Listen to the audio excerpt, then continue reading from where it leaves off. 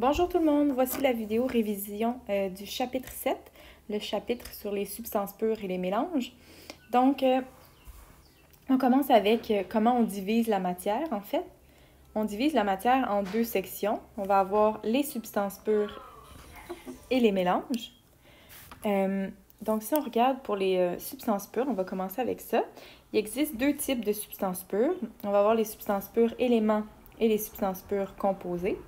Donc, tout d'abord, les substances pures éléments qu'on a ici, ça le dit, ce sont des substances qui sont composées d'un seul type d'élément.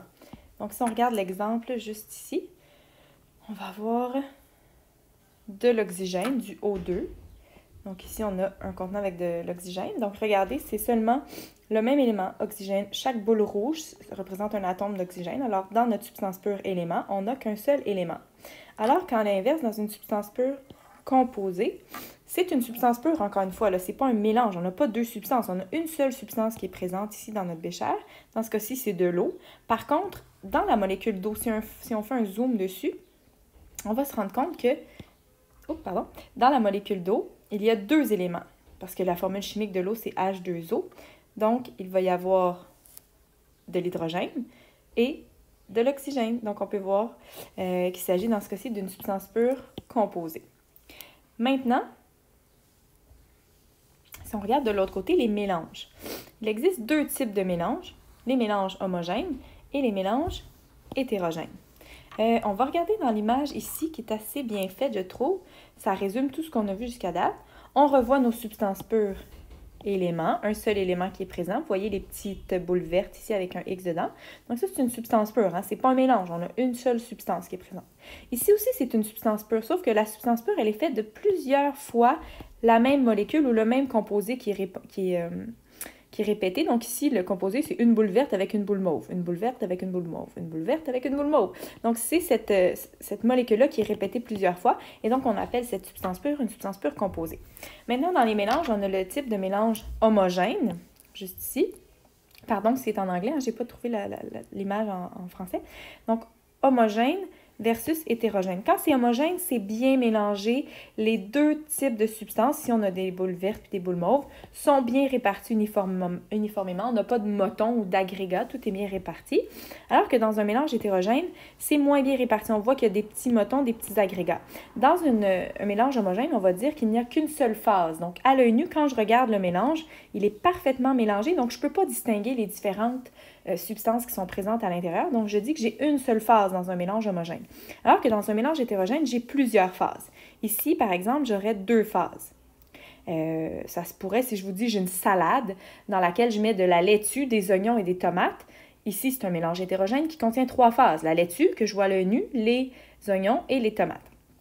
Donc, voici pour la différence entre les mélanges homogènes et hétérogènes.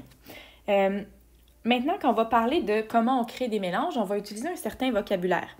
On va parler, dans certains cas, du terme... Attendez, je vais juste... Voilà. On va parler, dans certains cas, du terme miscible. Miscible, c'est quand deux liquides peuvent se mélanger ensemble. Exemple, de l'eau et de l'alcool. On pourrait dire l'alcool est miscible dans l'eau. Ça veut dire que l'alcool peut se mélanger dans l'eau. L'inverse, ce serait non miscible. Ça veut dire que ça ne peut pas se mélanger comme deux liquides qui ne peuvent pas se mélanger ensemble. C'est l'eau et l'huile. Donc, on dirait l'huile est non miscible dans l'eau. À l'inverse, lorsqu'on fait des mélanges, on peut se parler de soluble ou d'insoluble. Là, ça, c'est pas quand on parle de deux liquides. Par contre, c'est la seule différence avec miscible et non miscible. Soluble, c'est lorsqu'on parle, par exemple, d'un solide ou d'un gaz dans un liquide. Alors, je pourrais dire, le sel est soluble dans l'eau. Par contre, des roches, c'est insoluble dans l'eau. Des roches, ça ne se dissout pas dans l'eau. Alors, je répète, miscible, non miscible, c'est quand je parle de deux liquides ensemble. On va l'écrire ici. Ça, c'est pour deux liquides. Pour tous les autres cas, donc c'est-à-dire quand c'est un gaz ou un solide, ça, c'est pour un gaz ou un solide qui va se dissoudre dans un liquide, on va plutôt utiliser le terme soluble ou insoluble. Donc, très important, ça aussi. Dernière chose, j'allais oublier, on va parler, deux autres mots de vocabulaire importants, de soluté et de solvant. Le soluté, c'est la partie du mélange qui est présente en plus petite quantité. Alors que dans un mélange, le solvant, c'est la partie qui est présente en plus grande quantité. Et aussi, une autre distinction à faire, le soluté, c'est celui qui se dissout dans le solvant et non l'inverse. Donc, le soluté, exemple, ça pourrait être du sel que l'on dissout dans l'eau. Alors, dans cet exemple-là, quand on se fait un mélange d'eau salée, le sel est le soluté, il est présent en plus petite quantité et c'est lui qui est dissous dans l'eau, alors que l'eau, on va l'appeler le solvant. Vous allez remarquer que l'eau, ça revient souvent comme solvant. On appelle même l'eau le solvant universel. Voilà. Maintenant, dernière partie qui nous reste à voir, ce sont les méthodes de séparation des mélanges. Il y en existe 4. On commence avec la première méthode qui s'appelle la sédimentation. Ça va être dû à la gravité. C'est la plus simple, la plus facile des méthodes. Donc, tout simplement, on laisse la gravité et le temps faire les choses. Donc, regardez ici dans l'exemple, on a un mélange, je ne sais pas, avec de l'eau boueuse, donc de l'eau et de la terre à l'intérieur. Si j'attends assez longtemps, quelques heures, regardez ça ici, la terre va aller se déposer dans le fond et je vais me retrouver avec 2 phases distinctes. Donc, j'ai fait une séparation du mélange par la méthode qu'on appelle sédimentation. Si je veux aller plus loin, je vais même continuer avec la décantation. Alors, vous allez voir que souvent, la sédimentation va être suivie par la décantation. Ces 2 mélanges, on va les avoir souvent une après l'autre. Une fois que j'ai comme ça fait ma sédimentation, j'ai les 2 phases, mais elles sont encore dans le même contenant. Alors, ce que je peux faire, tout simplement, la décantation, regardez ici, je verse une des parties du mélange dans un autre contenant. Comme ça, je vais séparer, mettons, l'eau et la terre de mon eau boueuse de tout à l'heure, et ils vont être séparés, distincts, dans 2 contenants différents. La tige de verre ici, c'est juste pour éviter des éclaboussures. Sinon, on peut aussi utiliser l'ampoule à décanter, c'est le même principe. Ici, on a comme exemple de l'huile et de l'eau. J'ai un petit robinet, j'ouvre le robinet, je mettrai un contenant en dessous, un bécher, et je vais recueillir l'eau. Et là, quand j'arrive ici à l'huile, poup, je ferme le robinet et j'aurai de cette façon séparé l'eau de l'huile. La filtration, maintenant, on le voit dans l'image ici. Je vais l'agrandir un petit peu. La filtration, c'est de prendre un filtre. Un filtre, c'est donc un papier qui possède des petits pores, des petits trous qui va laisser passer ou non certaines molécules.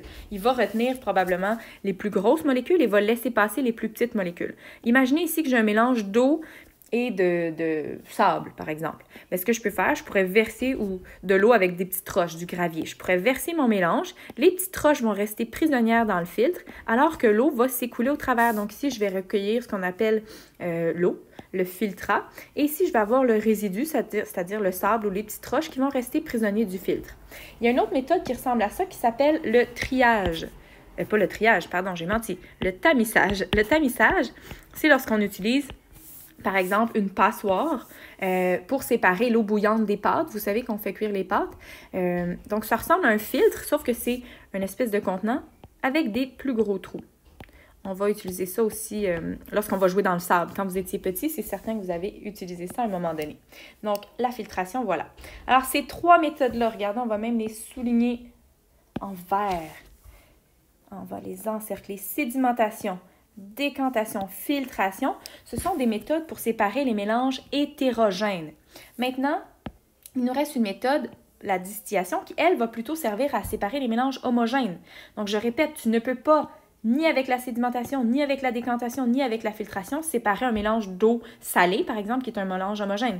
L'eau salée ne se séparera pas par sédimentation, ni par décantation, et ni par la filtration, parce que l'eau et le sel passeraient au travers des petits pores qu'il y a dans le papier filtre. Donc, la seule façon, c'est d'y aller avec notre dernière méthode qui s'appelle la distillation, qui est un peu plus complexe. Alors, la distillation, imaginez ici, j'ai mon mélange d'eau salée.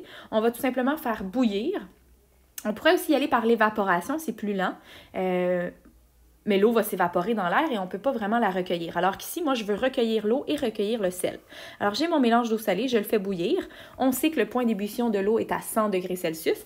Alors, j'ai un thermomètre ici qui est présent dans le haut de mon contenant. Quand j'atteins 100 degrés Celsius, regardez bien, l'eau va se mettre à bouillir, ça va se transformer en vapeur d'eau, en gaz, qui va passer dans le tube ici réfrigéré qu'on appelle un condenseur. Quand un gaz qui est très chaud passe dans un tube qui est très froid, le condenseur, bien, le gaz va se condenser. Donc, il va retomber ici sous forme de gouttelettes d'eau liquide. Alors, attention tout le monde, ce que je vais recueillir ici, c'est de l'eau pure, de l'eau distillée. OK? En lien avec le mot distillation, la méthode qu'on utilise. Et ce qui va me rester dans le fond ici, une fois que toute l'eau se sera évaporée, on va recueillir le sel qu'on avait au début. Donc, j'aurai réussi à séparer les constituants d'un mélange homogène, soit de l'eau salée. Dernière chose importante, c'est les termes. Ce qu'on va recueillir ici, donc ça va être notre eau pure. eau pure, on va l'appeler le distillat. Distillat, super important. Alors, qu'est-ce qu'on va recueillir ici? Ça va être le sel qui va rester là. On va l'appeler le résidu. Alors, ce qui reste dans le contenant initial, on l'appelle le résidu, et ce qui s'évapore puisqu'il va être retrouvé de l'autre côté, ce sera notre distillat. Dans notre exemple, c'est de l'eau pure. Alors, j'espère que ça vous a fait un résumé de tout le chapitre, de tout ce qu'on a vu dans le chapitre, tout ce qu'il y a étudié pour le petit quiz. Sinon, n'oubliez pas de réviser avec les vidéos qu'on vous a fournies, en regardant les devoirs que vous avez faits. Venez aux rencontres virtuelles, s'il vous plaît. Et je vous dis bonne chance, on se revoit très bientôt. Merci, au revoir.